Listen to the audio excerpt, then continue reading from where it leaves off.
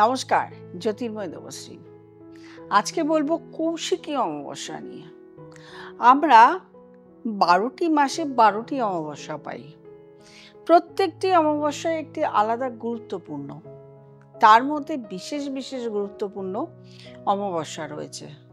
বছরের প্রথম থেকেই বৈশাখ মাস থেকেই পাই, জ্যৈষ্ঠ মাসে পাই, বৈশাখ মাসে নয়, জ্যৈষ্ঠ মাসে ফলহারিণী অমাবস্যা। তারপরে পাই চিতালুগী অমাবস্যা, তারপরে পাই কৌশিকী অমাবস্যা, তারপরে পাই মহালয়ার অমাবস্যা, তারপরে রটন্তী অমাবস্যা। এই ৪-৫টি অমাবস্যা প্রচণ্ডভাবে ভাইটাল। এক একটা অমাবস্যার এক একটা গুরুত্বপূর্ণ, এবং সেটা নিয়ে তো আমি আলাদাভাবে প্রোগ্রাম করি। কিন্তু কৌশিকী অমাবস্যার একটা আলাদা বিশেষ গুরুত্বপূর্ণ। সে কিসের গুরুত্বপূর্ণ? যেমন দেবী কৌশিকী, এই দেবী কৌশিকী কিন্তু মহামায়ারই আরেকটা রূপ, দেবী চণ্ডীর আরেকটা রূপ, মহা সরস্বতীর আরেকটা রূপ, দেবী গৌরীর আরেকটা রূপ, দেবী লক্ষ্মীর আরেকটা রূপ, বিভিন্ন দেবীর একটা রূপ।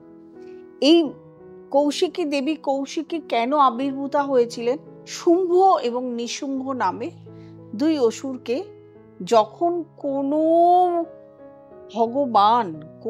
ভগবানই তাকে বধ করতে পারছিলেন না, তখন দেবী পার্বতীর কোষ থেকে এই দেবী কৌশিকী আবির্ভূত হয়েছিলেন, এবং এই দেবীর কোষ থেকে আবির্ভূত হয়েছিলেন বলে দেবী কৌশিকী নাম। যখন মানস সরোবরে আবির্ভূত হয়েছিলেন, তার রূপ ছিল মেঘবর্ণার মতন কালো রূপ, এবং এই যে আবির্ভূত হয়ে তিনি শুম্ভ এবং নিশুম্ভকে বধ করে আমাদের জীবকুলকে বাঁচিয়েছিলেন। এই জন্যই এটা কিন্তু বিশেষভাবে একটি গুরুত্বপূর্ণ অমাবস্যা। আমরা জানতে পারি দেবী লক্ষ্মী ইন্দ্রকে জানিয়েছিলেন যে তিনি দেবী পার্বতীর রূপ থেকে দেবী কৌশিকীর রূপ ধারণ করে শুম্ভ নিশুম্ভকে বধ করেছিলেন। সেই জন্য এই দিনও কিন্তু আমরা লক্ষ্মী পুজো অনেকে করেন, সেটাও দেখতে পাই। এই দিন এতটাই গুরুত্বপূর্ণ যে এই দিনে আমরা যে কোনো গ্রহ কাজ যদি করি, তাহলে কিন্তু এই দিন আমরা প্রত্যেকটা কাজ সাকসেসফুল করতেও পারি, আপনাদেরকেও সাকসেসফুল করাতে পারি। এটা হচ্ছে আরো ভাইটাল।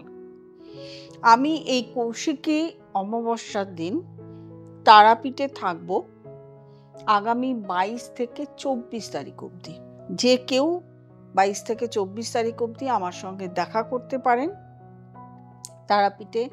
যদি কনসালটেশন চান, অবশ্যই সেখানে আপনি আমাকে এসে কনসালটেশনও নিতে পারেন, কিন্তু মূলত ২২ তারিখ আমার সঙ্গে কোনো রকম কনসালটেশন পাবেন না, যেহেতু আমি কর্মে ব্যস্ত থাকব আপনাদের জন্যই।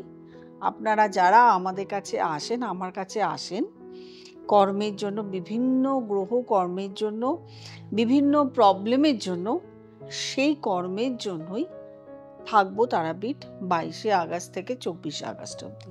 এখনো অবধি যারা আমার কাছে এসে পৌঁছতে পারেননি, তাদের প্রত্যেকের ক্ষেত্রে বলবো এখনো অবধি অনেক সময় রয়েছে। যারা অমাবস্যার এই বিশেষ মুহূর্তকে কাজে লাগাতে চান, আপনাদের প্রবলেমকে, গ্রহ প্রবলেমকে সলভ করতে চান, তারা অবশ্যই যথাশীঘ্র, যত তাড়াতাড়ি আসবেন ততই আপনাদের ক্ষেত্রে মঙ্গল। কারণ আমি অনেক কাজ একসঙ্গে হাতে নিই না, অনেকের মতন অনেক কাজ একসঙ্গে হাতে নিই না। আমি খুব যৎসামান্য কাজ, অল্প কাজ হাতে নিই এবং তাদেরকে স্যাটিসফাই করার চেষ্টা করি, এবং যারা আসেন তারা জানেন আমি কতটা আপনাদেরকে স্যাটিসফাই করেছি এবং আগামী দিনেও করব। যাই হোক, কৌশিকী অমাবস্যায় আমি প্রত্যেক বছর তারাপীঠে থাকি, এই বছরও থাকবো। যারা যারা আসতে চাইছেন, যোগাযোগ করতে চাইছেন আমার সাথে, তারা অবশ্যই আমাকে বুকিং নাম্বারে ফোন করে আমার সঙ্গে যোগাযোগ করে নিতে পারেন। যে কোনো কাজ ধরুন আপনার কোনো গ্রহ কানেকশন, শনির মঙ্গল কানেকশন, রবি রাহু কানেকশন, কারো কালসর্পযোগ, কারো সাড়ে সাথী চলছে, কারো আর্থিক প্রবলেম চলছে, কারো বিয়ে হচ্ছে না, ম্যারিড লাইফ প্রবলেম চলছে, কারো সন্তান হচ্ছে না, কারোর বিয়ে হচ্ছে না, বিয়ের যোগাযোগ হচ্ছে না, কারোর প্রেম কেটে যাচ্ছে, কারোর পড়াশোনা হচ্ছে না, কারোর চাকরি হচ্ছে না, কারোর ব্যবসাতে উন্নতি হচ্ছে না।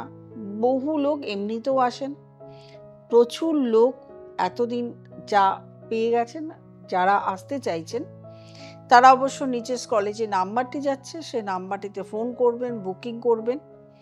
অবশ্যই চেম্বারে চলে আসবেন। যারা দূরে আছেন তারা একটু আমার সঙ্গে আগে যোগাযোগ করে নেবেন, কিভাবে কনসালটেশন নেবেন, কিভাবে কাজ করাতে চান, কিভাবে যোগাযোগ করতে চান, পুরোটাই একটু ফোন মাধ্যমে একটুখানি বুকিং নাম্বারের মাধ্যমে জেনে নেবেন। আমি চেষ্টা করব আপনাদের সাধ্য মতন আপনাদেরকে স্যাটিসফাই করা। আর যারা নতুন প্রোগ্রাম দেখছেন তারা অবশ্যই সাবস্ক্রাইব করবেন, লাইক করবেন, কমেন্ট করবেন, শেয়ার করবেন এবং নোটিফিকেশন অল বেলটি প্রেস করতে ভুলবেন না। দেখা হচ্ছে সবার সাথে তারাপীঠে। প্রত্যেকে ভালো থাকুন, আনন্দে থাকুন। নমস্কার।